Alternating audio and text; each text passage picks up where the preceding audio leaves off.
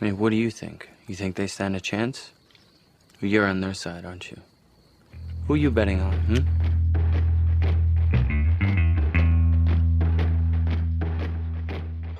Magic mirror on the wall, who is the fairest one of all? Look at these lies. One shall stand, one shall fall. Even if one of them survives. The only way to stop him is to make another movie.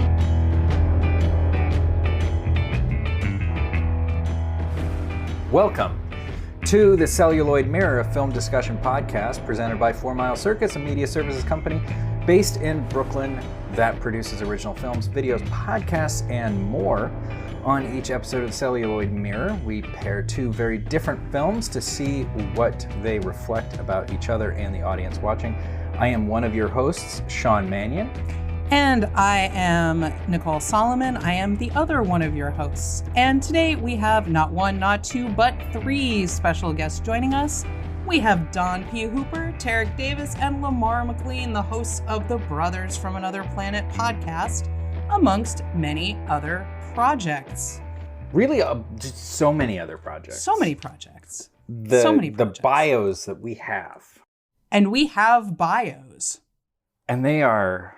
I think that we should actually, we just need to, like, they really need to be doing this, not us. It's it's like, we're not worthy.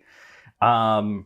Because see, Don P. Hooper is a writer and filmmaker of Jamaican heritage. He was a staff writer for the 2017 to 2020 Writers Guild of America East Awards, and his directing work has been selected and featured in the New York City Horror Film Festival, the New Jersey Horror Con and Film Festival, New Jersey Horror Con and Film Festival, I can read, and it was an award winner there. There's the Martha's Vineyard AA Film Festival and more. His poetry has been featured in, I'm gonna fuck this up. Go for it, Unión de Periodistas. Oh, Unión de Periodistas? Perfect. The Ransack chapbook and the Jerk Apricots and Chains chapbook. He does voiceover in video games and documentaries. He proudly reps Brooklyn all day, every day.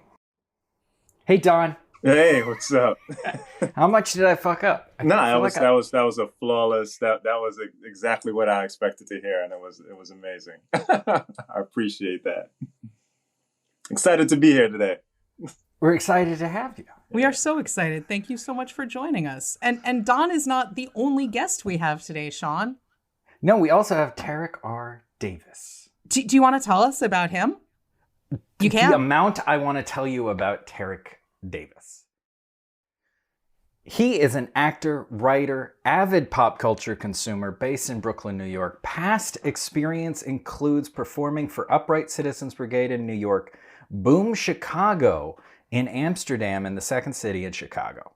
Tarik wrote and stars in Page One, a short horror film that was featured in the Art of Brooklyn Film Festival and the Martha's Vineyard African American Film Festival. He has made numerous TV appearances on Late Night with Seth Meyers and has recently appeared on Last Week Tonight with John Oliver and Friends from College. In 2018, Tarik performed at the Brooklyn Museum in David Levine's Some of the People, All of the Time, and is a regular performer at the Pit with Comedy People's Time, which is just the best show. Just going to put that out there. And the Baldwins, and at UCB Hell's Kitchen with Baby Wants Candy. Tarik joined Freestyle Love Supreme in July 2019 at the Kennedy Center in DC and made his Broadway debut with Freestyle Love Supreme at the Booth Theater in December 2019. You can also catch Tarik as a main cast member in the Netflix series The Eliza Schlesinger Sketch Show. That I just the pattern of that name just totally stumbled over it. And is the on-camera announcer for the Amber Ruffin Show on Peacock, which premiered back in September of 2020 and is a delight every week. There's song and dance, and I just love it. That's not in there, I'm just saying. And on the weekly podcast, Brothers from Another Planet. Hey, Tarik. Hey, how you doing? How y'all doing? Glad to have you. And we also have Lemar McLean, who produces podcasts, Brothers from Another Planet, and Taped Off TV podcast. Since producing the web series Breakfast in Bed and the short film Page One, he's focused on screenwriting in the social justice, horror, and thriller space. And hey, how's it going, Lemar? I'm good. I'm glad to be here. I'm laughing because I apparently sold myself short in my bio compared to my brothers here. And it reminds me of that scene when Quick was being pursued by Tommy Small's little brother and Miguel Nunez, and the little guy who just popped off one round of the gun after they were firing off many. But I assure you that my career, my resume is better than just that little shit, as Arsenio would call it. So I'm glad to be here. You started Comedy People's Time? No? Oh yes? Yeah, with these two guys that are with me. It started out as just, hey, we've known each other for nearly a decade and haven't ever performed comedy together. Mm-hmm. Let's see what that feels like. And we jammed a couple times, and it seemed like a foregone conclusion that we would bring our show to the people, where we united with other great comedians, as you all know. But yeah, it's been a bummer not having the show running every month like it has been with the shutdown and everything. Mm-hmm. We're looking forward to being able to get back to form and bringing joy to people again. But in the meantime, we do what we can. Hey, my wife and I do not leave the house very often, but when we do, it's usually to go see Comedy People's Time. It was in the before times, it was either Alamo or Comedy People's Time. Mm. We live in New York and we don't go anywhere. Same for me. Same for me, man. Remember the Alamo? I'm surprised it has gone almost a year, and this is the first time I've heard that joke. Yeah.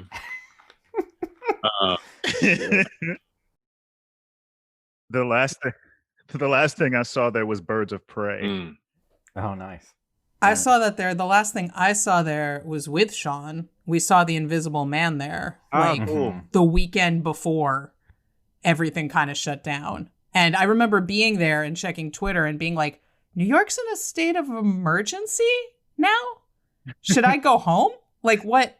I'm, Hey, I just Nicole, like, yes. Did you see, like, in the Birth, Death Movies package, did they include both Chevy Chase and Hollow Man? Or do you remember? Oh, yes. I believe so. I remember that there was that. I remember seeing a Hollow Man reference, and I do remember seeing a Memoirs of the Invisible Man. Mm-hmm. Yeah, because I remember really liking Memoirs of an Invisible Man as a kid, and then but since being an adult, people have shit on it, and I'm like, do I want to go back and see that? I agree. Because I just remember, it had Daryl Hannah. Sam Neill. And, it had that sort of peak. Was Daryl Hannah? Yeah, and it had peak Sam Neill as the bad guy. Oh, shit. I don't even remember this. I should go back and watch it and just, because it's one of those movies where I'm like, I remember enjoying it, and I'm afraid if it is actually bad and I watch it now, that it'll ruin it. And I want to keep it in that pocket. There are those movies where I'm just like, if it's bad, it'll make I just remember it had the score was good. Chevy Chase was serviceable as a straight lead, wasn't the best. Mm-hmm. I could tell that even as a 12-year-old, but I was like, he's trying. And they're doing really cool things with being invisible. And Sam Neill, bring the expectations down. You'll still enjoy it. Okay, I'm gonna try. It's got that bubblegum part where I remember that, him blowing the bubble, and it looked good. Yeah. It doesn't take that much to make me happy. I've been watching Hellraiser sequels. My standards are not existent. I was rewatching Heathers today. Ooh. And then I stopped 70% of the way through, and I was like, you know what? I don't need to watch this. Oh, really? I don't know why. And I loved it as a kid. I watched it all the time on USA Network. But I think I was a vengeful kid, and I was like, man, I would just make these motherfuckers die and rig this up like a suicide. And And I was like, you know what? I was an asshole as a kid. I really had evil thoughts. I shouldn't watch this anymore. So that's what's going through my head. But honestly, same. Still kind of that guy. Films have a hard time aging bad for me. Sorry to stay on this tangent. Because I'm just a fan of looking at stuff that existed yesterday when I was alive and reminiscing like, ooh, I remember that, Dotson. Like, when you were alive? If the movie gets really bad, then I just start looking at everything else except the movie and still enjoy it. That's cool. That's a fun way to do it. I got to learn that skill. The thing that's on the movie that's on deck for us that we're trying to decide whether to re-experience or protect here at home is Face Off. Oh, I disagree with you, Con Air. Hard, Lemar. It's bad. It's ridiculous. Oh. That doesn't mean it's bad. It's ridiculous. I'm with Tarik. We did a whole episode with on Guilt Free Features. Nicole and I did a whole episode where they paired up Con Air and Face Off, and I never got into Face Off. I can't get into Face Off because Con Air is I love Con Air. Con Air is great. I was into Face Off. I was into Con Air. I was into The Rock. I was even into Snake Eyes. I was on the Cage train heavy. And you know what? I've never gotten off. But we're not necessarily here to talk about Nick Cage as much as I really could just talk about Nick Cage all night, and I've got like 20 more things that I could say. What are we here to talk about, Nicole? What are we going to talk about today? I think on today's episode, we will be discussing the 1994 Ernest Dickerson action thriller Surviving the Game. That sounds right. Alongside, that's not all. We're not doing one movie. Not just one. I think also 2019's much celebrated genre bender Parasite by Bong Joon-ho. Oh, you mean Elon Musk's favorite movie of 2019? I don't want to hear that name right now. What? I don't need to. I didn't want to know that. I don't need that. No, we don't need to know that. He doesn't need to be part of this. I got punchy. So, but what does need to be part of this is first, we'll give a brief synopsis of each film and outline the primary connections between them. And then we'll share our own reactions before finally diving into analysis of some of the shared themes. I think that's what we need, not Elon Musk. No, definitely don't need Elon Musk. It's usually our way to see if our guests want to do the summaries. The thankless job of synopsizing a film. As I recall, Lemar, you wanted to do Surviving the Game. Do you want to tell the folks what Surviving the Game is all about? Well, yeah, it's one of Ice-T's earlier screen appearances, and he plays a homeless guy by the name of Jack Mason who follows up the worst day of his life with the fight for his life, where he takes a job as a wilderness guide for a group of wealthy nature / pleasure seekers. And he decides he needs the bread, and he realizes pretty quickly once he arrives at this in the woods that instead of being their guide, he's their prey. And so he spends the whole movie getting back at that ass. Where the hunted becomes the hunter.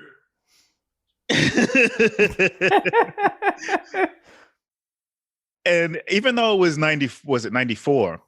Mm-hmm. Even at that point, like if you look at the cast, my God, like in some ways a literal murderer's at least in one respect. Wait, which one of them is a murderer? Charles Dutton did time, man. Oh shit, that's right. We were just talking about this before the podcast too. I just didn't remember why he did time. Yeah, caught a body, man. Hate when that happens.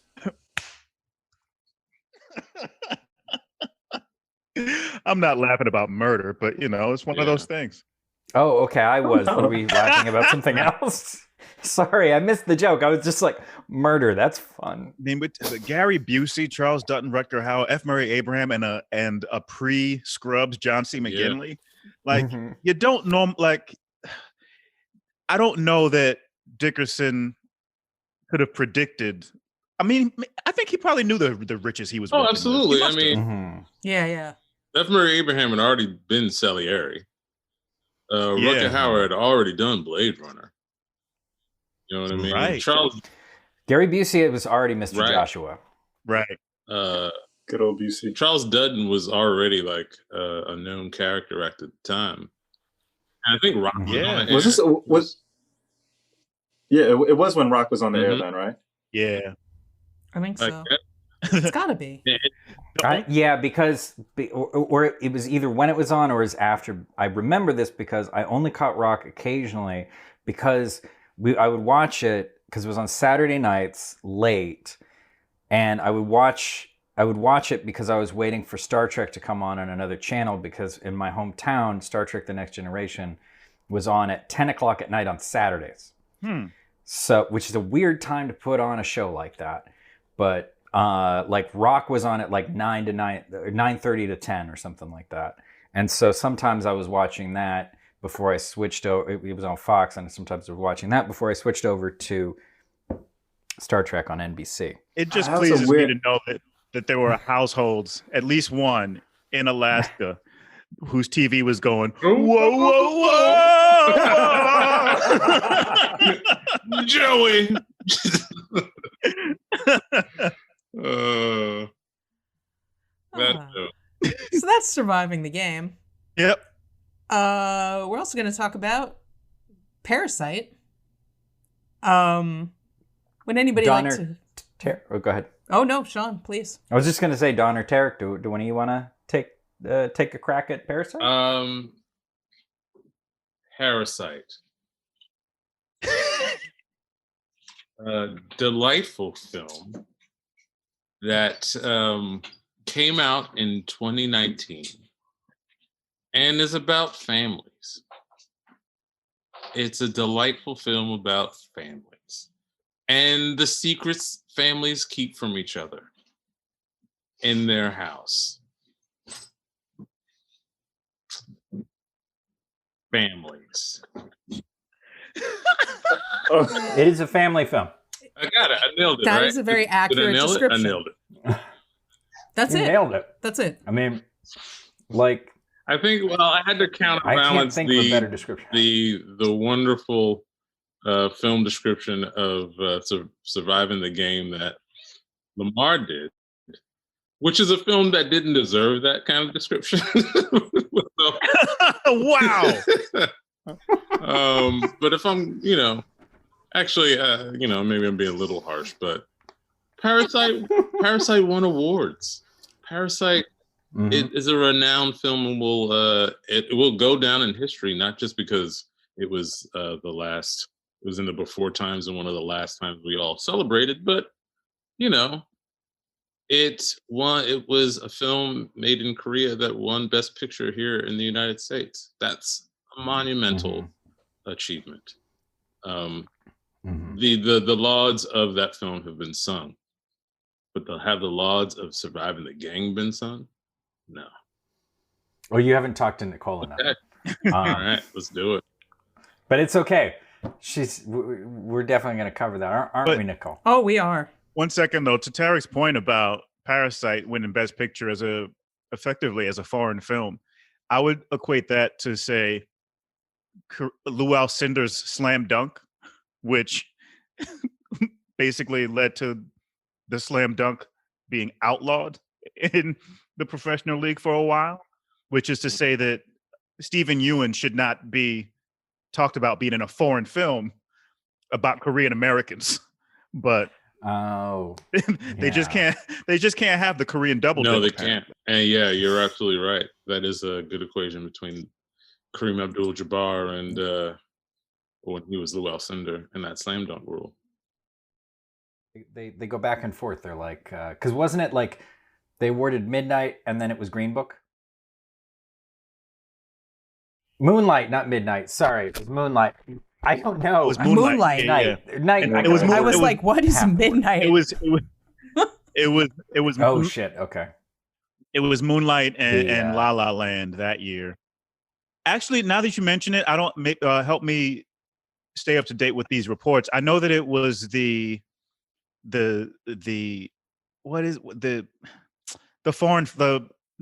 Golden Globes board. They're the ones that I think have categorized this new Stephen Ewan movie as a foreign film, even though it Hollywood Foreign Press, I think.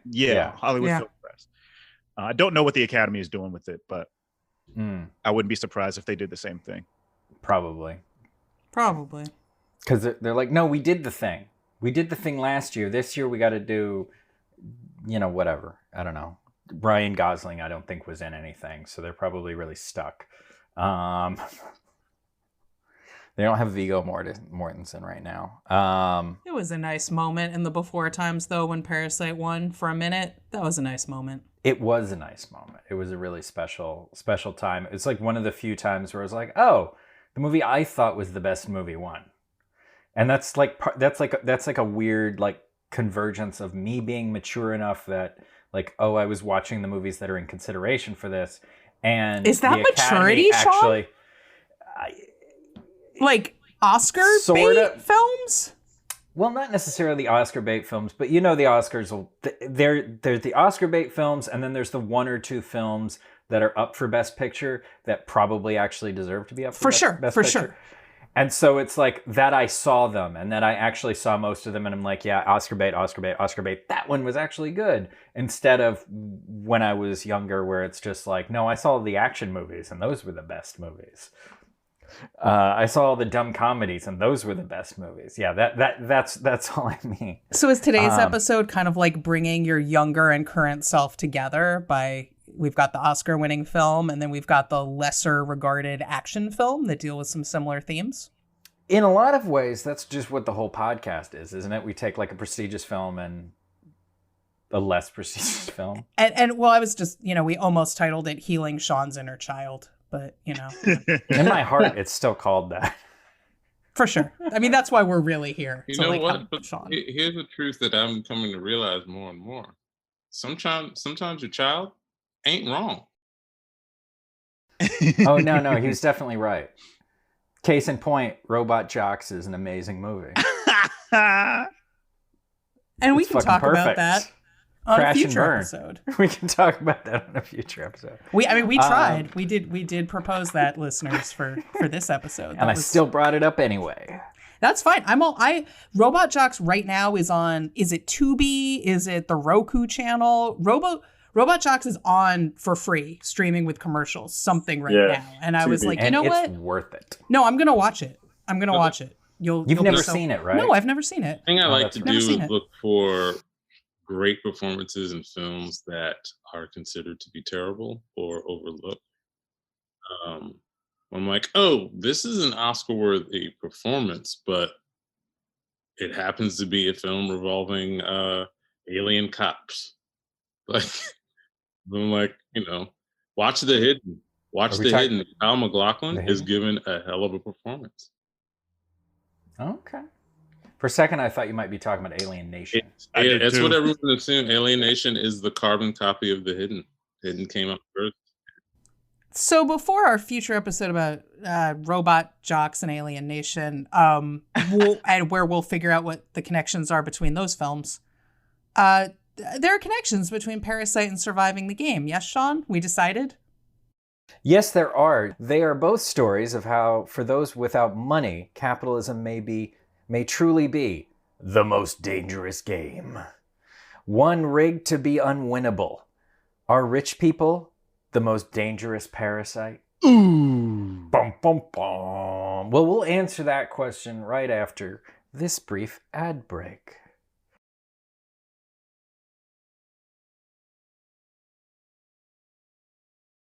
That was great. That was great. That was amazing. And that was such a great commercial break of important information for listeners. Really glad we did that. 2019's Parasite was a critical and commercial hit, grossing $258 million worldwide to become the 27th highest grossing non-English language film of all time. It racked up many prestigious awards, including the Palme d'Or at Cannes, and numerous Oscars, including Best Picture. Critics generally raved, earning it a rating of 98% fresh with critics and 90% fresh with audiences on Rotten Tomatoes. The New York Times called the film, quote, brilliant and deeply unsettling. 1994's Surviving the Game, on the other hand, only grossed $7.7 million and is ranked 24% fresh with critics and 48% fresh with audiences on Rotten Tomatoes. The New York Times called it, quote, maladroit and racially inflammatory. So we like to go around after commercial breaking and just check in with everybody about any personal reactions to the films, any thoughts you have about the films, maybe the first time you saw them, or watching them recently, any current or past relationship that you have to the films. Do you like them? Do you love them? Do you hate them? Are you indifferent? There's a lot of to questions, them? man. A lot of questions. I'm gonna say one thing that I think that is very interesting about two movies based off of Class is that they both have like these strong scenes that are centered around a meal. And I think food is like one of the big things when you think of Class. It's like what the haves and the have-nots, like what do you have to eat? Mm-hmm. You know? Because Surviving the Game reminds me of a lot of Hard Target from John Woo. And that was like my shit, you know, like I got that from Suncoast Video and I watched that a billion times. You know, that's my shit right there. Any martial art movie, I had that. I've talked about Hard Target on numerous occasions. I really enjoyed It's a good movie. And Wilford Brimley on a horse with a bow and arrow and shooting exploding arrows. Action hero Wilford Brimley, rest in peace. But watch that movie. It's not just ironically. I straight up fucking enjoy that movie. And it was Van Cleef's character when he's like hunting. It's so we have Lance Henriksen is the villain, and his henchman, or his aide de camp, if you will, is Arnold Vosloo from The Mummy. Yeah, he plays Arnold Van Cleef. in The Mummy. He plays Van Cleef, I think. Wow. Because all I remember is him going, Randall, Randall. You aren't going to leave without saying goodbye. It's all I wanted out of an action movie. Scary ass people, man. I love, But like, Surviving the Game has this ill scene where like Ice-T's just sitting there eating, and there's a giant ass pig on the table, and they just the word play between all the characters there is just so genius. And that to me, like compared with Parasite, like there's multiple scenes where you see them eating, and the movie starts with them folding pizza boxes to try and make money. And then when things kind of really flip in Act 2, they're finally getting to eat the food of kind of the haves in the movie, the people that they've swindled. So those are the things that really stuck out. It's like, you know, that's a huge problem, and I like movies that are able to weave certain things in there, and addressing hunger and food was like a really interesting thing. And seeing how that turns, because in the end, when Parasite goes to crazy things, it's about food is used in a huge way there too. So I just love that. I gotta say, well, a few things struck me, and I absolutely agree with Don's assessment about food and capitalism. First thing that struck me was, and I legitimately mean this, non-ironically, Gary Busey's monologue is one of the best monologues I've seen. And we forget that Gary Busey was an Oscar-nominated actor for his role as Buddy Holly, and can bring the weight. And brings the weight. And Eric Dickerson is a good director, I think, for the first half of the film. And then, like, I think whoever the corporate suits were was like, this is an action movie. Maybe have stepped in and it gets a little uneven. But the first part of that movie, and even Ice-T's performance, like everyone is bringing the weight to that table. And the thing that struck me more than, I feel like if capitalism and like the tie between the rich and poor is definitely like a theme, but tying like that with Parasite, the thing that I kept thinking about was toxic masculinity and patriarchy, and like how men feel they need to provide. In order to provide for their families, we need to turn into something else that means man. And that thing is never what it's always the worst, right? It's always the worst. And so Gary Busey recounting the story of abuse and drama from his father, and then seeing those cycles play out with each other and with their big father, the CIA, which they mentioned. There were some, when I watch films, I'm always like, well, what's these are actors and they're actors, right? Everybody's got a backstory that they talked about off camera. What's going on between Rutger Hauer and Charles Dutton? Right? What's going on? Like, my whole thing was like, was Charles Dutton Ice-T and broken? And now this is what he does? He's the one who survived the game and that's the cycle? Or like, I just kept, but that's the credit to that scene and the actors' performances and the direction of, there's a lot going on between F. Murray Abraham, his son, seeing how, I'm forgetting the actor's name from Scrubs. Jonathan McGinley, seeing how he's reacting, and we find out his backstory, but how he's instantly reacting to Ice Cube. There's a lot of meat, to put for lack of a better term, there.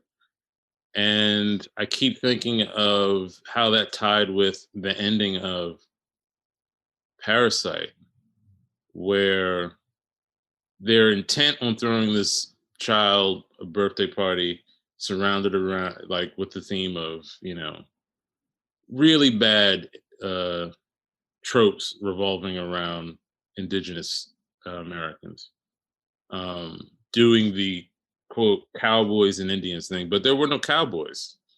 And there is a tying there of like, I want you to come out and I'm a beat, he's gonna kill you. You jump out of the bushes, and the humiliation and breaking something is how you claim your manhood or become a man. And that pig is broken, and Ice-T is broken, and those men are broken, and like, because it's a broken system, and like, it's just all broken. I'm just like, ooh, these films felt like they were one film at one point. It was a really good pairing. It's just like how, like, ooh, there's a lot of, no one here is allowed to be soft. I don't know whether I've seen two movies where, especially thinking about them together, that have driven home that reality that no one thinks that they're the antagonist in their own story. The ambiguity, or rather moral ambiguity, that you could see in these characters in both the movies. Like watching the rich family in Parasite, it's like, yeah, I mean, they're pretty ordinary despite their circumstances. Like, they're pretty run of the mill in whatever caste or tier they're in. And there's nothing especially sinister or evil about them. They just have, and other people don't.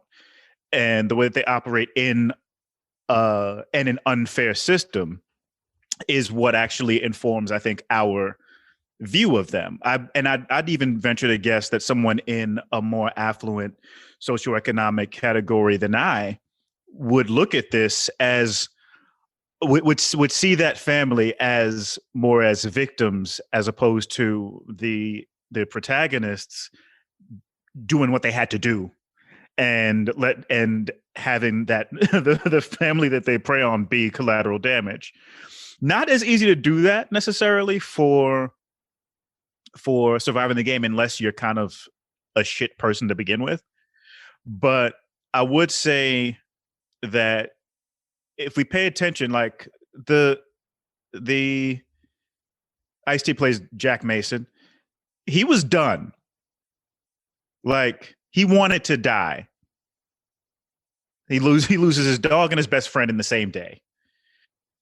And an argument could be made, not one that I would agree with, that this decision to spare him of that and bring him to that logical destination in a way that was something that him and his buddies would enjoy. Someone might say, what's the difference? You know what I mean? But yeah, the camp of people who would look at Busey and his friends as like, yeah, they're just dudes doing what they got to do. Yeah, they stormed the Capitol, so I wouldn't really go in for that too much. I remember surviving. I don't think they stormed the Capitol. They incited the storm. Those folks. Yeah, exactly. Yeah, true. Definitely true. I remember surviving the game being the poster on the back of comic books. Like, that was how I first found out about it and was like, yo, what is this? And then being in school and everybody talking about, yo, surviving the game. And I think only recently did I actually watch it all the way through and recognizing it for what it was, like a marker of its time, is what informs my aversion to how poorly reviewed it's been. But I do have a pretty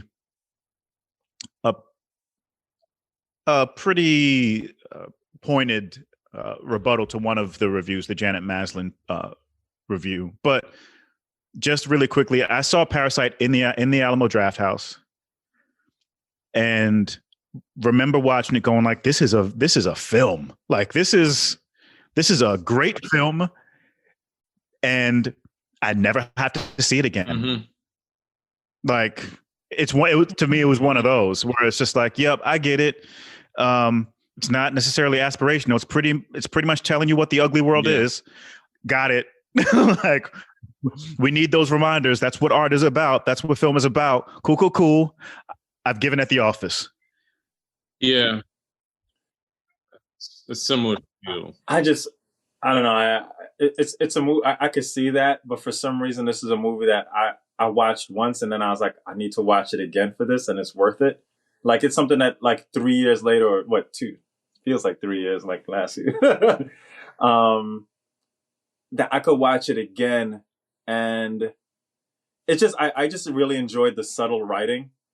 I know it kind of goes to Crazyville at one point, but like, I just love the pacing of the movie and how this dude's idea of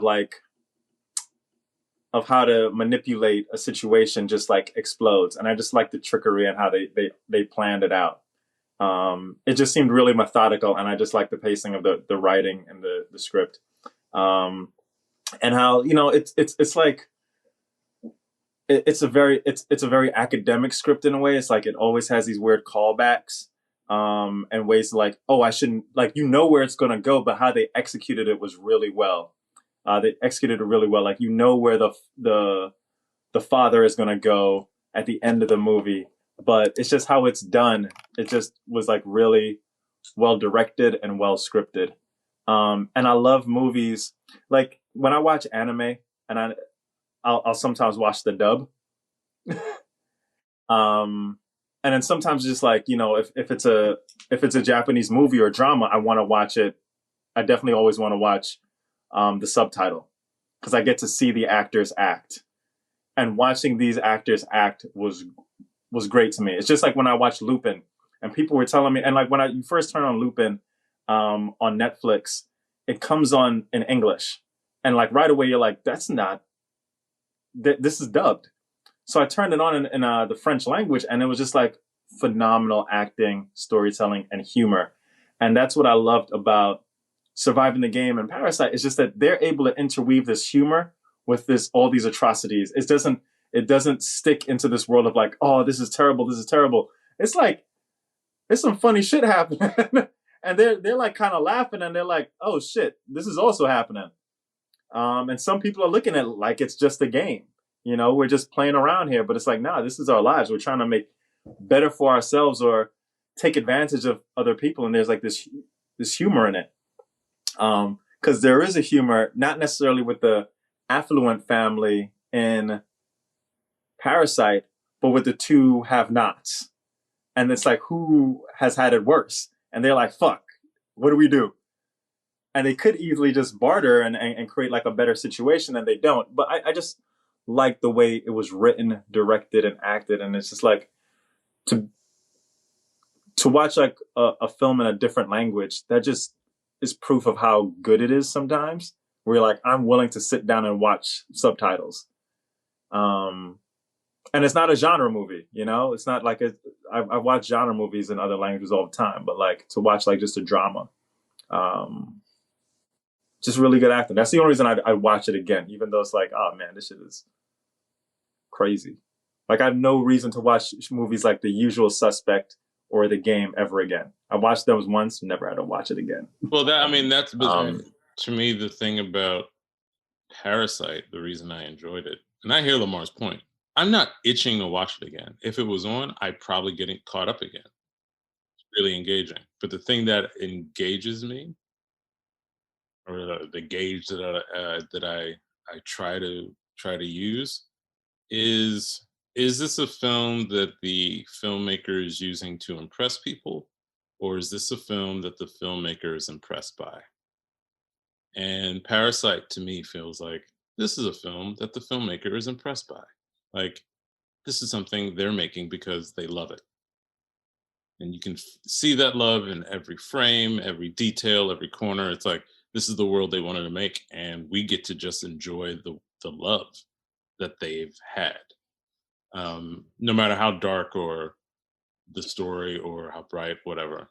But a lot of the films that Don mentioned, I'm like, oh, you're trying to impress somebody. Right. Like The Game and Usual Suspects, there's a gimmick there, but like there's just something amazing when they go back to the house, their basement apartment, and there's a flood, and she just wants the cigarette that she's had hidden. And she sits on a toilet that's erupting, and it's humorous, but it's just also like, yeah, this is just my life. I don't feel ashamed by this. And I think that's important because that there's a juxtaposition in the daughter versus the father. Or almost too tired to be ashamed. Like, it's happened before. You know what I mean? I'm too tired. I want the cigarette. Fuck. I think like to Bong Joon-ho's credit, I think, looking at the movies of his that I have seen, like going back to The Host, there seems to be a singularity of vision in his work where he's putting a microscope on systems that don't work. Like The Host it's a social commentary wrapped in a monster movie that I think everyone needs to see. And Snowpiercer is another one where it's just like, it's right in your face. Like there's nothing subliminal about the conflict that he's commenting on in that narrative either. I haven't seen Akya, but like I've seen it. Yeah. It's the same thing. Yeah, it's just, when a filmmaker has, I wouldn't say an agenda, but just a vision and a passion for what he wants to communicate or what she wants to communicate in their films. This is why I feel like Surviving the Game is a film that is directed, the first part is directed by the director, and the second part is corporate bullshit. Because the way that film starts off, the friendship between Mason and his buddy, Hank, who's an amazing character actor whose name is slipping my mind. Someone knows, please. Oh yeah, Jeff Corey, man. Who gives a remarkable performance, right? Jeff Corey, in this very small amount of time that he has on screen. It's set up very well, and he's using Ice-T's strengths. It's Ice-T can be, at that time could be awkward. And like the rawness couldn't smooth out the rough edges, right? Here it works. And Dickerson and the script at the beginning of the film knows how to use that. Use the rawness, use the charisma that Ice-T has. And we get to know him without knowing him. And Charles Dutton, when he enters and he's giving out sandwiches, like their lines, they're like the mason jar, which is really funny when it does turn into an action movie. But like there's a lot of intentional, you don't want a free lunch? You don't want a free lunch. Like that line hit. And I'm like, whoa, they're very careful to never really mention race. But it's always a subtext, a big subtext. But like, it's never, even when I will say the cave scene between McGinley and Ice-T, it finds that equilibrium again. When they are getting to know each other, and Ice-T is talking about the ghetto. That's where poor people live. And like they're really hitting the economic aspect of it, but it's like we know who these two people are now.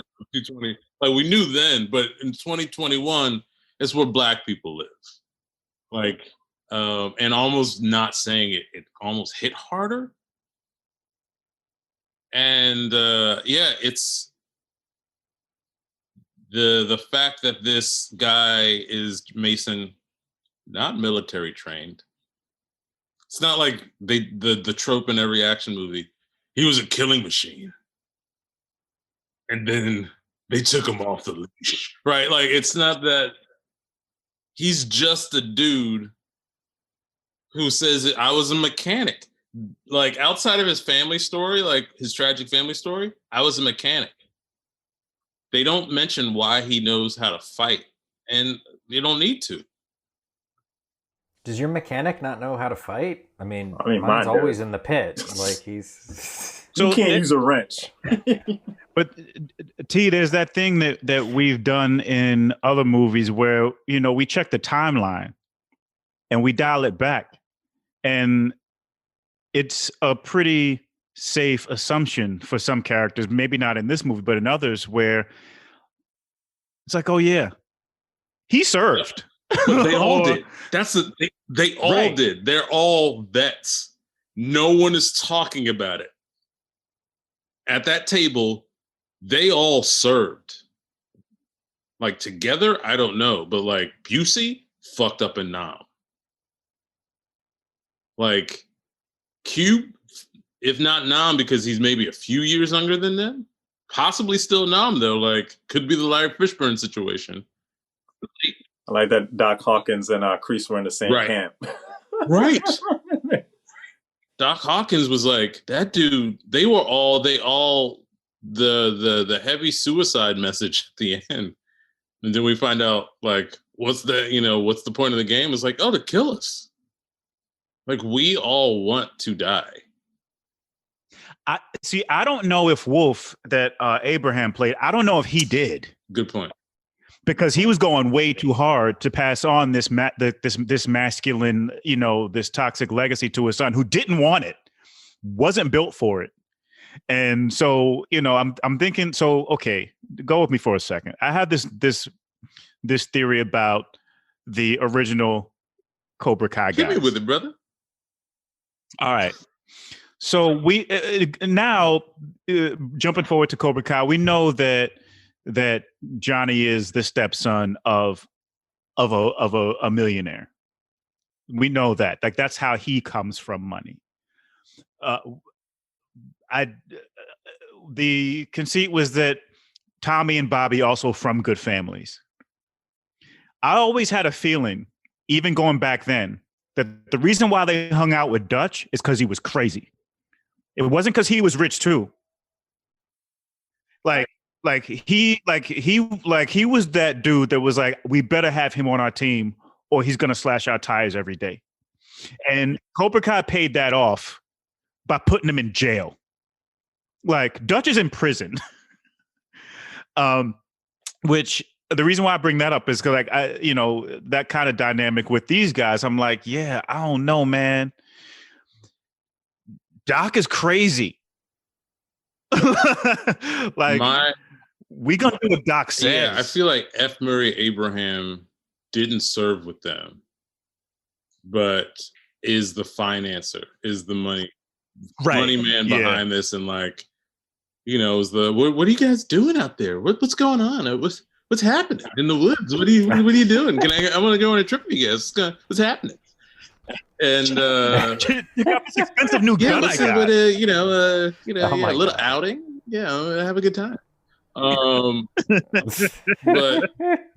But the rest of them, McGinley, those are vets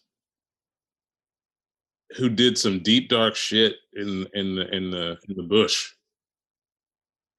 and can't shake it. Like, that whole, like, this is therapy for you guys? Yeah. But that's like kind of a hard target, right? That it's always like this small affluent group that somehow enlists former military people to do their bidding and manipulates them to take the bullets, and then once it's all wore down, they reap the spoils. Yeah. And then there's we haven't mentioned it, but there's a very heavy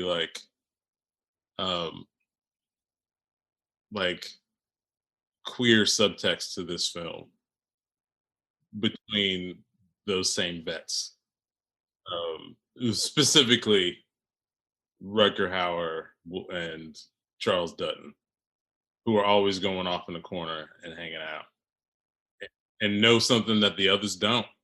And my assumption is that they are ride or die. It just felt it kept being like, these gentlemen are too close.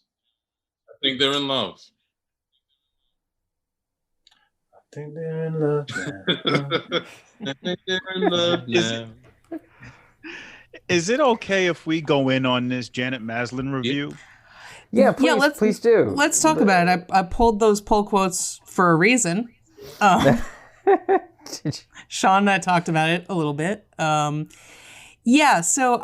for our listeners at home, we try to take a little bit of a look at what some of the critical response was to films, and Parasite. And to be I love Parasite. I think Parasite's a great film. I saw it twice at the Alamo Drafthouse because I had that monthly pass. So I just was going to movies in the before times. And for me, it's just the craftsmanship in that film is so good that even though it's an exhausting film in a lot of ways, like, I get so much energy from it, just seeing how good it is on every level. So I could watch it again and again.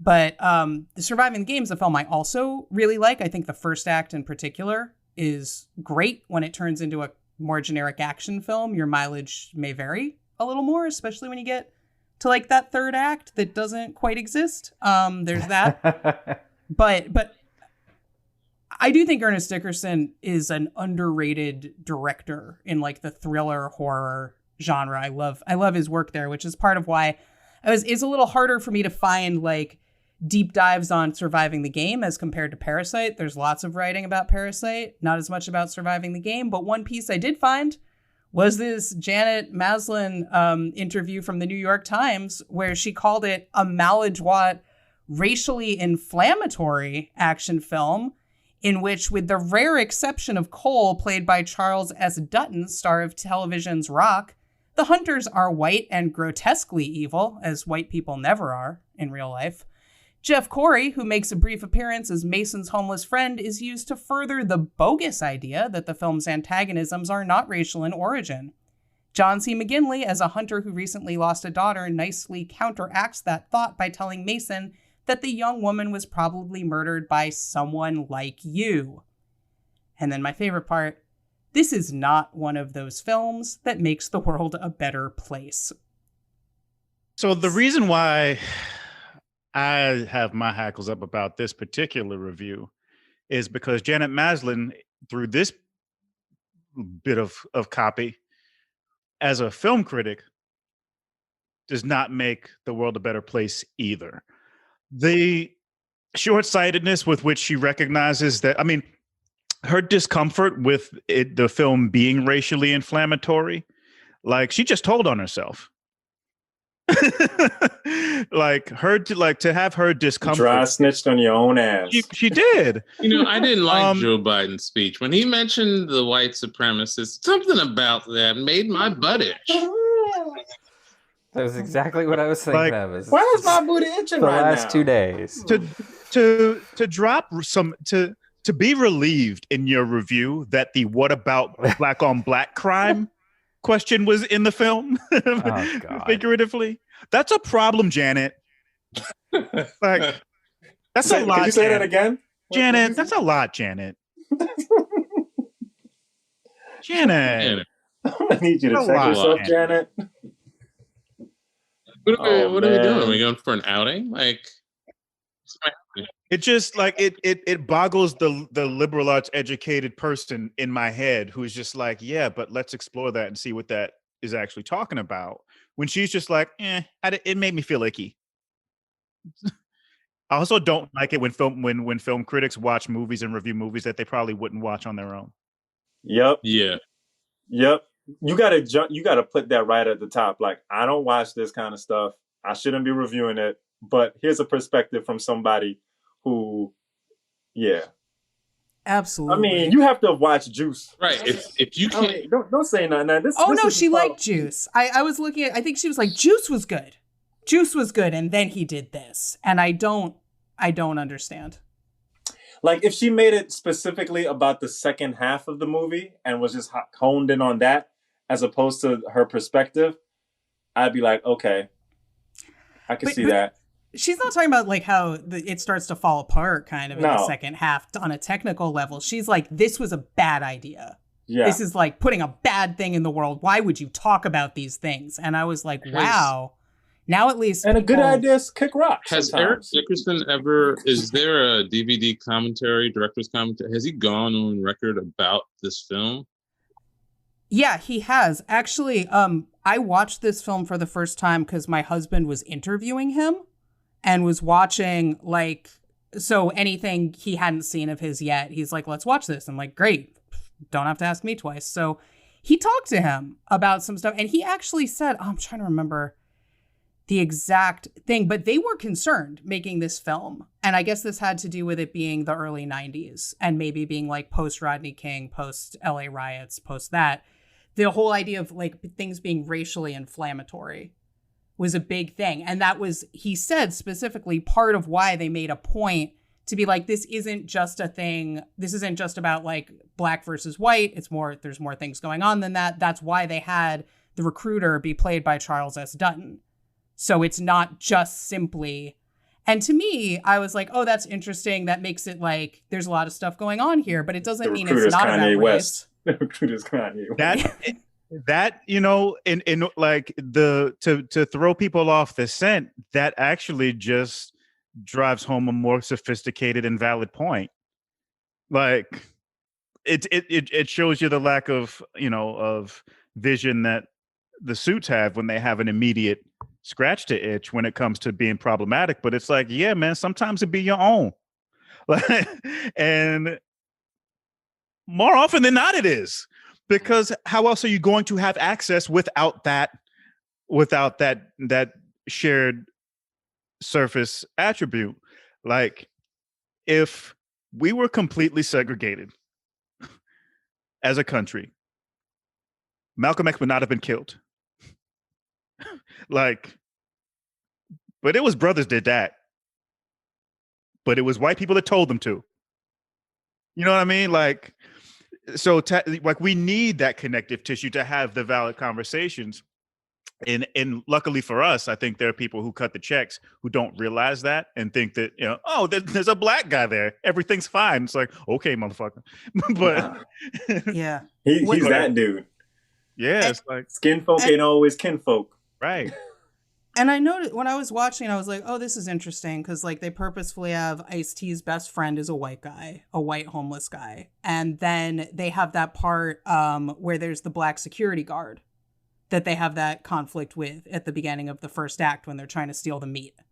And I was like, oh, this to me shows how people are turned against one another in terms of just trying to be able to get by. You have to try to engage in the white supremacist capitalist power structure and often that means that, Ice-T is not only having conflict with white people, he's having conflict with black people who are kind of in a lower position of power than like the Gary Buseys and the Rutger Hauers and whatever. But because that's the game, right? There's a broader game beyond just the, direct game that Ice-T is surviving out in the woods that is still pitting people against each other. And so I was like, oh, this is good. This is nuanced, but it's funny that it came about in part because they were trying to have it be like, oh, this isn't a racially inflammatory thing. But that doesn't mean it's colorblind or not about race also. And I thought it was sad that somebody getting paid to review movies for the New York Times, like, had this weird knee-jerk reaction of fear, I guess, going into it, And she's just like, that's all she saw. I mean, after that. New York Times reviewers have had a history of doing shit like that. Sadly, it's not surprising, even though like we're looking back at something over about 30 years ago. And then like think about it, it's like, all right, if racism isn't a problem, how come Rutger Hauer isn't Sidney Poitier? How come Gary Busey isn't Philip Michael Thomas? How come F. Murray Abraham isn't Lawrence Hilton Jacobs? How come this cast is not black? You know what I mean? Like, how come it's not half and half? Imagine if all the hunters were black too. Like, you can make that film, but then it becomes a different film. Then it becomes a whole other thing. Then it's about like, the line that that sticks out to me is when F. Murray Abraham is telling the son, he's homeless, he's nothing, he's less than nothing. And if that's an all black cast and like, we give out sandwiches for the church, but we come out here to hunt because quite frankly, we're trying to get past you. You know what I mean? Like then it becomes like a whole other film. But something did hit me, and Sean, and then just like the end line of the film is you got to check your gun. And I love the beginning of his friend being like, just leave the gun alone. Again, to me, striking that they all are vets, all of them. But Rutger Hauer, I think was a veteran. But then there's the thing about officers and soldiers and CIA and soldiers. And like they mentioned their CIA. One's a doctor. And these were officers who saw some horrible stuff, but weren't really in the mud like everyone else. Where like the reflex of checking your gun, checking the barrel, isn't quite there the way it would be for an ordinary grunt, like Ice Cube. And so I'm like,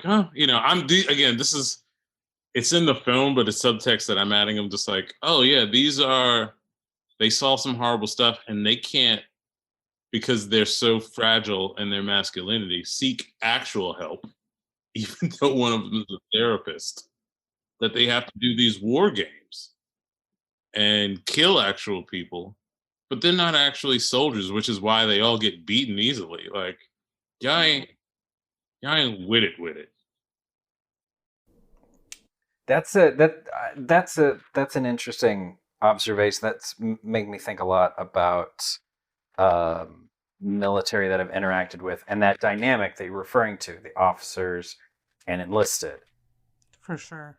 And then the dynamic in the movie of, if you think about Ice-T as enlisted and you think about the other guys as officers, that dynamic works very well. You go and die, or we're gonna hunt you. And I hesitate a little bit with this because it's not something I would want to put as like a broad generalization for multiple reasons, both having had officers in my family, currently an officer in my family, but started as enlisted. But there's definitely a dynamic I have seen between officers and enlisted where there is has been a certain need to prove themselves and their competence or masculinity, or however you want to slice that, amongst officers in front of or in regards to enlisted, as far as like, oh no, I'm like a real soldier too, or like I do this as well. Not something that, again, that I would generalize, but to the kinds of men they are in this movie.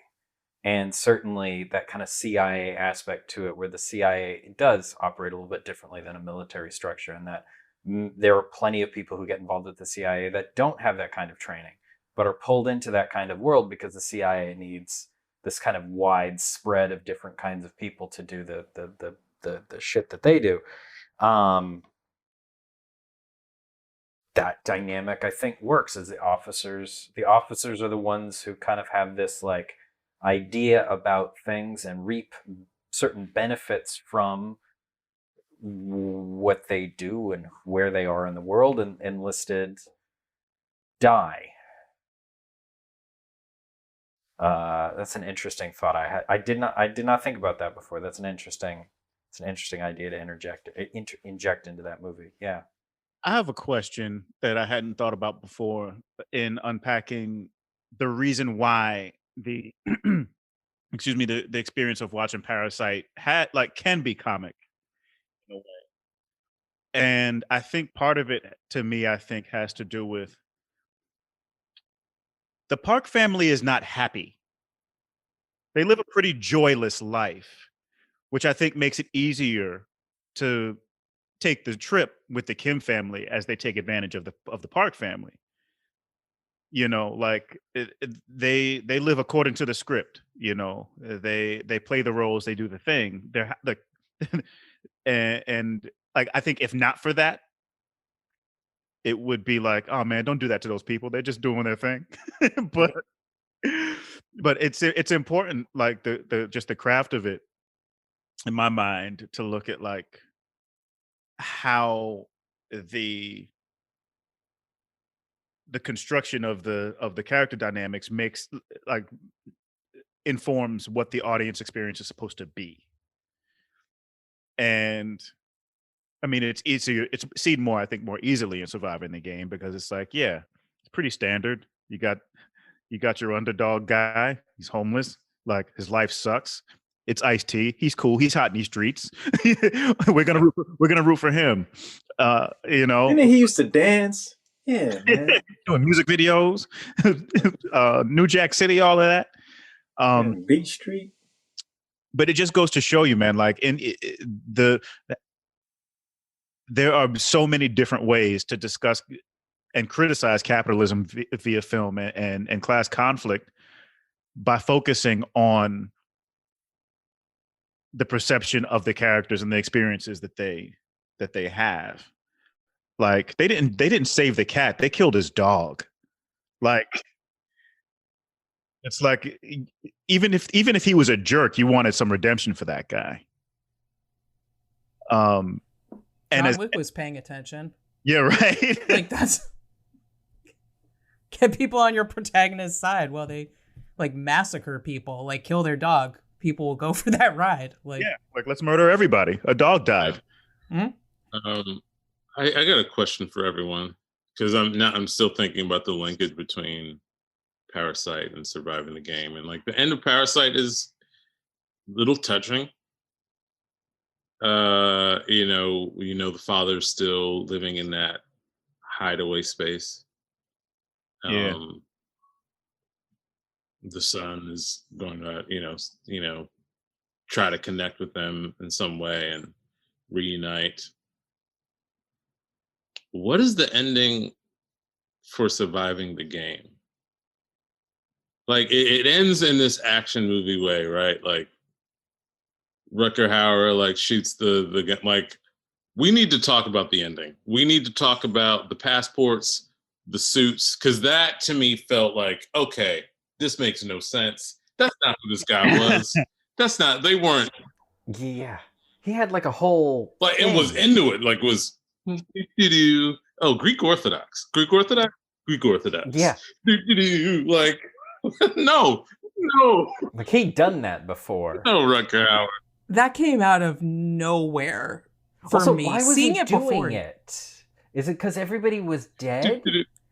Did he need to go into hiding because everybody was dead, or did he know that Ice-T survived? So this goes to my queer subtext story of like, this is just, and I hope this isn't offensive to anybody, but like, this is one of the things he does. Like this was the 90s. I'm looking at it at the time, and like, I'm going to the club. Who am I going to the club as? Am I going to be a general in the army? Am I going to be a general in the Navy? Nah, I'm pulling out my Greek Orthodox. I'm gonna show all them hoes. Like, this is Rutger Hauer's life. And Ice-T, I'm sorry, pops up and is like, I learned to fly a plane, bitch. Bah, bah, bah, bah. Like, I don't know. The ending makes no sense. The ending makes no fucking sense. The ending, I was like, wait, what? Huh? We were in the second act, and now this is what? My husband started asking me structural questions. He's like, so in that movie, where would you say? And I'm like, no, it just didn't. You're looking for the wrong beats. It makes no sense. Like, but what I still am left hanging, like, is Mason still going to kill himself? Has Mason, or has this surviving the game given him not just a lust for life, but a taste for life? To me, the more I think about it, it sets the table for even more nihilism than when we started, because he now has a picture of what the good life creates or looks like. Not that it's everything, but it's like, oh man, like these rich people are broken, like you were saying, T, and awful, and as predatory and savage as any person I would ever encounter living on the street. And since he has already lost his, like this guy, like he's lost his family, like he already had nothing. And to find out that in a fight for his life, that even if you have everything, you can still be morally bankrupt or still like be joyless, it gives you no reason to aspire to anything. And if anything, that message is racially inflammatory against Black people. Because it's a warning in that sense of going like, yeah, life might suck for you, but guess what? We're monsters and you don't want any parts of us. Yeah, either. well, now it goes back to the Charles Dutton character of, seriously, what the fuck? Like, I stand by my theory that he was a broken Mason.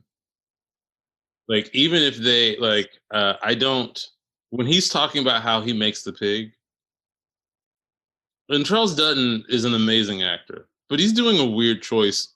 It's great, but it's a choice in the way he's talking about. He's like, oh yeah, you got to look for the attributes, the right attributes. And it's in a nervous way he's delivering that. Tim Scott. Huh? Tim Scott. Then I'm like, what? He's always looking for Rutger Hauer's approval. Which, again, I'm standing by, like, something's going on. It doesn't have to be romantic. It isn't romantic. It's probably worse. But they have a relationship that Doc doesn't have, or McGinley's character, or F. Murray doesn't have. Like, they understand the nature of what they're doing at a deeper level. Yeah, the level of perversion in the master bondsman dynamic is often profound. I think that's what you're. I didn't want to say it, but absolutely. To the point where, like, yeah, I think, there's a level of, I mean, if not for the desperation of the need to survive, I think Cole, Dutton's character, knows a hell of a lot more about Burns than Burns knows about Cole. Yeah. Because it's his job to know. It's a matter of survival that he knows. Burns don't have to give a shit. Burns don't buy 2 tickets anytime. Like, the fact that Burns is the one who's recruiting, knows the alleys to go to, knows what to look for. And I'm like, yeah, you know too much, bruh. And like, they keep referring to each other as partner. Like, that's my partner. And I'm gonna take you at your word. Fine. But there's something tragic going on here. Oh yeah. And yeah, I could see your point, Lemar, is like it does lead down a more nihilistic path. Or Ice-T finds those passports and money and like becomes the equalizer. I don't know. Or the Pretender. What was that show in the 90s? Yeah, he's the Pretender. I think it was the Pretender, yeah. He's the Pretender. What does he do? He pretends.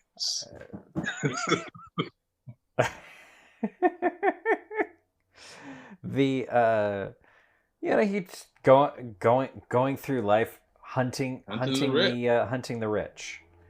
But he doesn't take them out to the woods. He just hunts them in the city. He's still homeless. He's still isolated. He doesn't it's very like he won. Yeah. But you're like, what's next? His prize is everything he had before. Just all of the nothing he had before. That is his gift. And next time someone offers you a free meal, yeah, I feel bad for F. Murray Abraham's wife, who left that lovely message with the patience of Job. Have you seen my husband? I've called multiple times. I've not quite heard back. If you could let a woman know where her husband and child are, most appreciated. In another beep, like it's just no. Maybe she's just checking in because she knows she has to, and she's like, yeah. Oh, thank God they're gone. Oh, thank God they're gone. I mean, the kid maybe not so much. I was working on him. What happened with that storyline? I really thought he was going to stand up to his dad and not fall off a fucking tree. Yeah. Sorry. Yeah, the movie as it progresses, it's like, all right, you're setting up some things, you're going somewhere. The kid and the dad, there's some conflict there. I think I looked away for a second, and I turned back, and they were talking about the kid was dead.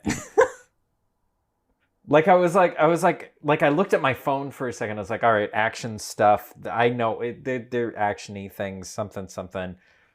And then wait, what happened? The version I just watched it. I rented it. Where did the kid go? On YouTube. And the version I have, and I'm reading the comments, there's scenes missing. So like, yeah. Oh, no. Like I don't see how Ice-T subdues John McGinley's character. John McGinley is just hunting for him, and then the next scene he's tied up. And it's just like, They censored. It's not censored. It's just there's just scenes. There are scenes that are not there. So it was not there in the original too. Not just like they took it off of YouTube. I'm reading the comments. People are like, it wasn't the original. I'm like, where'd the scene go where he jumps down from a tree and like beats up John McGinley? It's like some TV version or something that got licensed to YouTube. Like a lot of care was clearly licensed the TV version. But yeah, it was like that for a lot of. So maybe you have a fuller picture of this film than I do. But The movie wasn't only 20 Yeah, minutes. mine was a good 15. But I'm sticking with I'm sticking with all the subtext that I've seen in that 15 minutes. Well, I got you some more subtext. Here's some Easter egg shit. I didn't know this until just a few minutes ago. Jeff Corey got swept up in that House Un-American Activities Committee shit. He got blacklisted back in the 50s. So even saying like, oh, his friend the bum was white. It's like, yeah, but like also though, like the game fucked him up. Like it could have just as easily been like Jeff Corey as Jeff Corey in this movie if things had gone real bad. Like luckily he wound up teaching instead of starving trying to get work for a while. But like, yeah, man, a Russian / Austrian Jew from Brooklyn, man. Like, I got a feeling he and Ice-T was vibing. Oh, word. You remind me of my teacher, Mr. Glazer, who got me into this stuff. Like, yeah, Jeff Corey. I've seen him in like old episodes of The Adventures of Superman and old westerns, and you don't see him anymore. And like, it's just like one of those good character actors. And that whole 50s period, the 50s just needs to be put in a shelf. That was a messed up decade, and a lot of talent got deferred. For sure. Yeah, I love Surviving the Game because, problems aside, I'm not going to say it's a perfect, impeccable, flawless film, but there's so much in it, and it's like so much richer. Like even talking now, like there's layers that I wasn't even aware of, and I was already like, there's so much going on in this movie. Less kind of as it goes on, but there's a lot going on in the first half of that movie. Yeah, first 15 minutes. The first 15 minutes is amazing, and that dinner scene with the pig is amazing. The dialogue, everything is so rich. And it's funny because I have like a very robust page of notes on this film for like about the first 30 minutes, and then nothing. Because there's like what? I'm just like, yep, they're chasing him. And then he got, yep, I don't know what's happening now. Okay, and it's over. Yeah, I'm on board. I was on board until when Gary Busey comes screaming with the knife, yeah! That's when it ends. Like, to me, the movie ends there. Because, yeah. The quality drops off once Gary Busey's gone. It's also, it's surprising when Gary Busey dies, because you're like, wait, he's that, I thought he was going to last a little. Even though I'd seen it before, I still thought he was going to last longer. He did, and the quality it's like he's thrown into a house on fire, and like then he just dies. Like there's no like, oh, that's like such a behind the scenes moment that you'll find out later on that like, for a week. Wait, what happened? Oh, you kill me. You gotta kill me. You gonna change up the rest of the script? I like the original script. I signed on. But then how you gonna have F. Murray? How you gonna die? How you gonna do that? But then F. Murray Abraham was like, "Nah, I'm staying in for the long haul. Where you going? Yeah, we got 2 weeks." I don't know. F. Murray Abraham is one of those guys. He's in so much stuff. I feel like he's just like even more so than Gary Busey. Even then, he's just like, yeah. There's a Al Capone and Villager movie with F. Murray Abraham and Martin Sheen. Martin Sheen is smooth into his 50s, playing a young Dillinger. And F. Murray Abraham is playing Al Capone. It is seeing two really good actors not be good in a movie that's not good is fascinating. And I highly recommend the watch if you can find it. It's usually playing somewhere at like 3 a.m. But it's like, wow, everyone is on crack, right? That's what it is.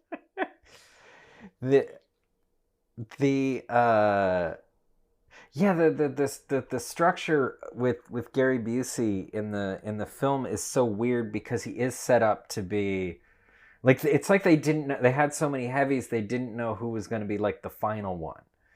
And Rucker Hauer makes sense, but like Gary Busey should have lasted. Like they kind of set it up like it might be him at the end. That might be, exactly. Which is part of what's confusing about the movie, because there's just these structural things that it seems like decisions were made at some point. Yeah, it's like F. Murray Abraham actually should have been the first one to go. Like if I were to redo this, F. Murray Abraham goes, which makes his kid less hesitant. Which there's a whole thread you can go with that. And then the kid's like, I got to avenge my dad. And Ice-T's like, no, you don't. And he's like, I gotta do it. No, you don't. And then the kid falls out of the tree. Because he just doesn't know what he's doing. Yeah, no, you just got to recut this movie. I love podcasts where we just end up like, we'd have just something I would have. That's a podcast. Well, let's recut the movie, Don. Let's just do it. I'm about to recut it, man. Somebody get me a print. Something I would have liked is that if each of the hunters had a gimmick. And this is for me. This is why I love running. Yeah, exactly. Hi, Chi Tony. That's all I want. Yeah. One of them has to use just a bow and arrow. It'd be F. Murray. You know that would be F. Murray Abraham. He'd be like, no, I've got to use it. Yeah. He's the Ted. I love Running Man just because it's just like, you like gimmicks, Tarik? This is a movie for you. We got a guy who looks like a Christmas tree. We got Jim Brown who really likes barbecue. Like, that's why all the Batman films are always great. John Griffin loves fire, and he has a lot of barbecue jokes. Give me a gimmick guy. But I just wanted everyone to have a hunting gimmick. Like, that was my own. I remember thinking that as a kid and being like, I'm not gonna watch it. How do you like your ribs? Yeah. And then it cuts over to actually eating ribs. Like, that's all we need to do is there are a few edits, and we got ourselves a better movie. Y'all. It's a little bit of ADR. Y'all was smarter than I am because I'm sitting here like, all right, well, if they redid it, I'm replacing Gary Busey with Walton Goggins, but what else am I going to do? If you redid that, Walton Goggins. That's good. Yeah, Walton Goggins doing that speech that Gary Busey does. Yeah, I mean, but seriously though, that monologue is great. It's great stuff. There's great things happening. That monologue is great. The whole scene, like it's a confused movie. It's kind of two different movies. There's that great thing that they're doing with the pig head. Ice-T turns it so it's not looking at him, and Gary Busey's like, I'm just gonna turn this so it's looking you right in the face, and Ice-T's turning it away. Just there's those moments where I'm like, oh wait, no, this is good. I love Ice-T too. Like Ice-T as an actor at a certain point is like, here's my thing I do, and he does that thing, and it's reliable, and that's great. But in Surviving the Game, he was like stretching, he was acting, he was being directed, he's like doing different things, and I thought it was really good casting. Actually, it's not just like, oh, Ice-T, he's a name. Great, put him in there. People watch it. Like I thought he was great in that role. I love the whole and in that scene with the pig. Like, I love the scene between him and Greasy where they're talking about the cigarettes. It's so fucking tense and perfect. I just want one. Take the whole pack. I just want one. Take the whole pack. And it's like almost like a Mammoth film in a way. And then the reveal of like why, I was thinking about that scene more than any other scene. It's like, what the fuck is this? And they keep bringing the cigarettes back, like, and he's like, finds them, and they're there, and they're dry, and like, it's a weird, the tree smokes them. It's a weird fucking scene, but I've seen that kind of aggression between people. But note. I was looking at the cast. Bob Miner, who played the security guard, was also in The Greatest American we were Hero. just talking about that. Yeah. It was just I was just like, oh shit. I was like, why do I know this dude? He was the brother that gets killed in the first episode that gives Ralph Hinckley his suit. I was like, why do I Well, know he was this dude? he was a stuntman. Boom. He was in like a bunch of. He was a stuntman in the 70s and the 80s, and he would always have like those bit roles. Yeah, is one of those people that crazy. Shout out to Bob Miner, yo. Deserves his flowers now. I mean, he was a stunt coordinator on Original Gangsters. I'm sorry. I'm just like, wow. I'm like, that's always fun stuff. One of my favorite things is always like recognizing somebody going like, oh yeah, and they were in this one thing and this thing and this thing and this thing. And every once in a while I'll be like, oh yeah, that guy, and he's in this, or they're involved with that. And people will just look at me like, yeah, people do multiple films. And I'm like, I know that, but I love the little connections. They're fun. But I love those kinds of actors too. The character actors who just pop up all over the place. Like my favorite is Dick Miller, who's just all over the place. Was all over the place. Right? Just sometimes he'd have a larger role, and sometimes the Terminator would kill him. We close early today. Have you guys seen Bucket of Blood? Oh, yeah. I seen Bucket of Blood. Is that the same one? I got it was a bootleg. I don't think so. No. Dick Miller played this wannabe beatnik who's the bus boy at this beatnik bar. This movie's from like 1960 or so. And he's he's hanging around with all these pretentious artists, and he wants to be one himself. It's on Tubi. Yeah, that's where I watched it. And yeah, Tubi is great.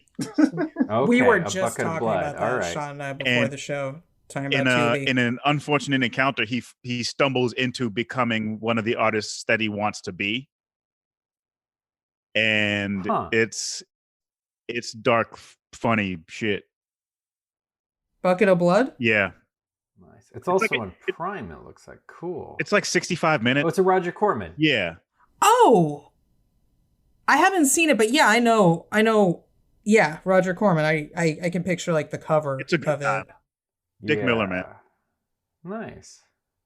I love that guy. Bucket of Blood. Those actors, because they pop up, and you can just always rely on them to just pull off whatever. He plays Walter Paisley, which is a great name. I mean, we've done it. I think, like, I must say we've gone in deeper with Surviving the Game than we did with an Oscar-winning film. I think and to me, that's a win. You know what? A lot of people have taken deep dives into Parasite over the past year. But I think everything that we said about Surviving the Game, with the exception of the hunting people, and the specifics on the actors, they are doing the same thing. There are those moments in the film, as Don was talking about, with the similarities between the food, how they handle the food, how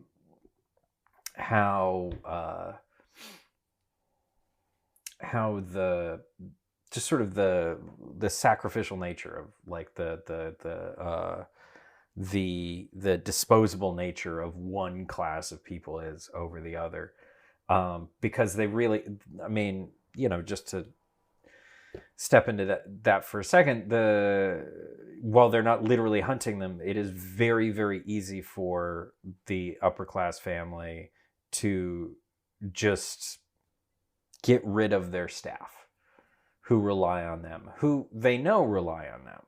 Like, it's not like they don't know what the dynamic is. It's not like they don't know what the economics are. They don't know, like, literally how other people are living. But and to be fair, the Kim family is lying to them and pretending that one member is a university student who isn't, and things like that. Right. Like, so they don't. I don't think they have a handle on the reality. But they're also pretending not to be a family. But yeah, and they're pretending not to be a family. So there's a lot they don't know, but there's a lot they do know. Yeah. They get the big picture, and if they don't, funny it's because that the son calls it out that they all have the same smell. Yeah. That is such an interesting thing to appeal to the senses. And when you're talking about class. And it's just something that a lot of people can relate to, whether you're, like Tarik said earlier, like, you know, or I think Lemar said it actually, how there's going to be people who are going to get the Parks perspective and be like, yo, why'd you do this to them? And it's just like, yeah, I hate people who like come out of the subway. How do you ride the subway every day? Because people aren't used to that. There's people who like literally just don't. They'll drive everywhere.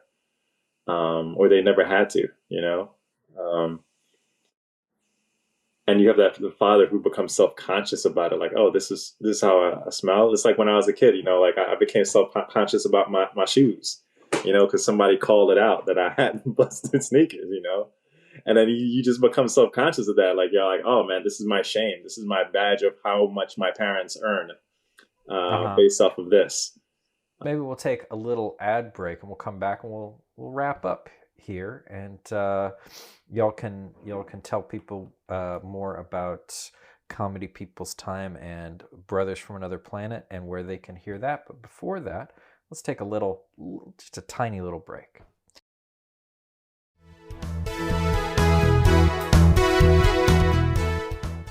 Sean, we need to tell people about our Patreon. I don't feel like it. Why not? Why would we make one if we didn't want people to see it? I just think they'll be overwhelmed. Well, there is a lot of content on our Patreon. Nicole? A lot of content? We have behind-the-scenes materials, early access to our short films, music videos, and podcasts, updates on current and future projects, video production and social media management training materials, a serialized sci-fi novel, personal writings, access to our award-winning films, small talk and meme, and other exclusive subscriber content. That's not even to mention all the other ideas we have. Okay, maybe it is a lot. And it all starts at just $2 a month. How much can people really handle at just $2 per month? And we update weekly. Weekly, Nicole. Yeah, maybe it's too much to talk about now. If they really feel motivated, I think it would be great for them to check out patreon.com/4milescircus and subscribe. There's even public posts available so they can get a taste for what we offer. But again, how much can people handle for as little as $2 a month? I guess they'll just have to decide for themselves by going to patreon.com/4milescircus. Yes, patreon.com/4, the word mile as in the distance, and circus as in where all the clowns are. All one word, no dashes or underscores.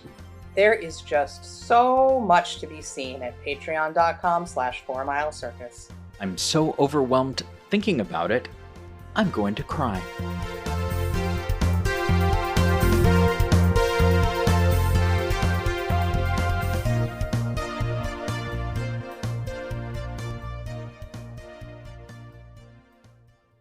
Well, that was some great advertising. So, Nicole, do we have questions for the listeners if they would like to reach out and tell us how they feel about surviving games or parasiting? Sure. How would you recut Surviving the Game? Who would you cast in a remake of Surviving the Game? How do you feel that Surviving the Game and Parasite illuminate capitalism, toxic masculinity, anything else? Those are questions that came out of my mouth just now. They are. They are at least questions that came out of your mouth. Yeah, I think it'd be interesting to hear from people about what they think about the dynamics there. I think it was touched on a little bit earlier, but there are people who watch Parasite and are on the side of the rich people. Yes, those are called rich people. Yes. But are there listeners that we have that are on the side of the hunters? I would like to know who they are so that I can avoid them. No, so that they can so they can give money to our Patreon, because I have a feeling that if that's the case, we might have a little to spare. So please continue listening. We love you. What strings come with that? No. We love you. keep listening, and then go. Go just to have to come to this dinner with me and my family. It's just a little dinner. It's a little dinner at this cabin in the woods. You just look at the pig head. You look the pig head in the eye. It's fine. It has nothing in common with the dinner scene in Texas Chainsaw Massacre whatsoever. Never occurred to me. It's like the family dinner here. It's just a warm, fuzzy, good time. So, our guests you allergic probably... to arsenic, by the way, before I just check? Okay, just want to see if you're allergic to arsenic. No? Okay, good. Okay, don't worry about that. It's gonna be anthrax? Great any anthrax problems? It's fine. It's fine. I just got flowers in my attic for you guys. So we have guests. Our guests probably have places they can be found on the internets. Would you like to share some of those places with our listeners so they can keep up with all your wonderful projects? Well, collectively, most important thing is to follow Brothers from Another Planet on Instagram and go on to Spotify podcasts or Apple Podcasts or Stitcher to download, subscribe to the show. If you'd rather listen to a podcast on your computer for whatever reason, you can get all of the episodes on LemarMcLean.com. They pretty much come up per post, so you can go ahead and do that. Personally, I'm on Twitter and Instagram at Lemar McLean, LemarMclean, and that's me. You can find me on Twitter and Instagram at Tarik R. Davis. That's TARIKRDAVIS. You can find me on Twitter, Instagram, and Facebook. This is Don P. Hooper, and my Instagram and Twitter is not my name. It's Mad Clownetry, MADCLOWNETRY. Think about Mad Clown and poetry. Mad Clownetry. There you go. And occasionally, he'll just find you on the bus. And when I find you on the bus, I'm gonna have How many dinner. times has that happened? We run into each other on the bus like twice. Yeah, I think we ran into each other on the bus literally one time by my apartment. And then, yeah. And another time, I think there was a Home Depot. Or was that the same Home Depot run? Or is it always a Home Depot run? It was probably the Home Depot run because I live near the Home Depot. Right. I think there was two times because I think there was one time I think I was going to go to see Lemar maybe. I think I was going to the G train. I think I was going to see the G train one time, and one time it was like the Home Depot. Yeah, that's where I live right next to. So occasionally, if you live near me, you just run into Don on the bus. So I just be out haunting the bus. I'm like a ghost on the bus. And then we are 4 Mile Circus, and we can be found at the 4milecircus.com. At 4 Mile Circus on the Twitters and on the Instagrams, and if you dare on the Facebook. But it's fucking Facebook. And we don't post our Facebook. We really don't. And fuck Facebook. But you also can go to patreon.com/4milecircus to hear podcasts like this a week and a half early and see exclusive video. You could have been seeing everybody having this conversation and hearing all the ad breaks and crap that we're going to cut out of the public episode. I mean, what we cut out is not crap. It's really what we do is we cut out the best parts. That's and true. Only give it to the patrons as far as the listeners know. The rest get the 15-minute YouTube cut. Exactly.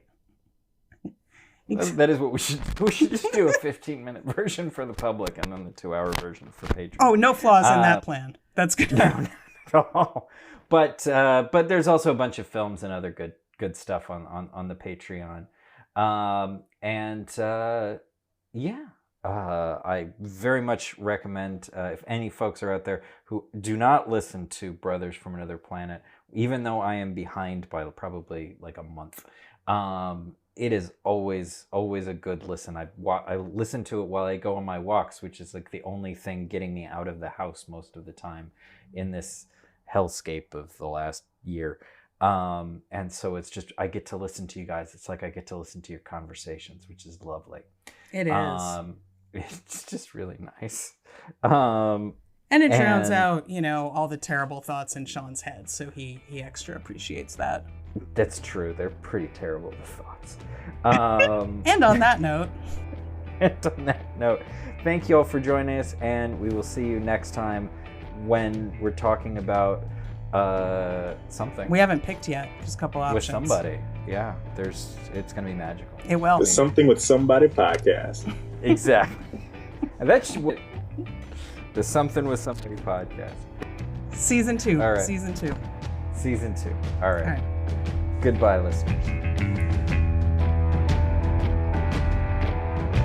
I ended up in that hall with nurse. There was another girl. She looked like me. Exactly like me. Can you come with me, Rejoice? That'll do, baby. What happens when the story dies? The evil is set free. I have to return some videotapes.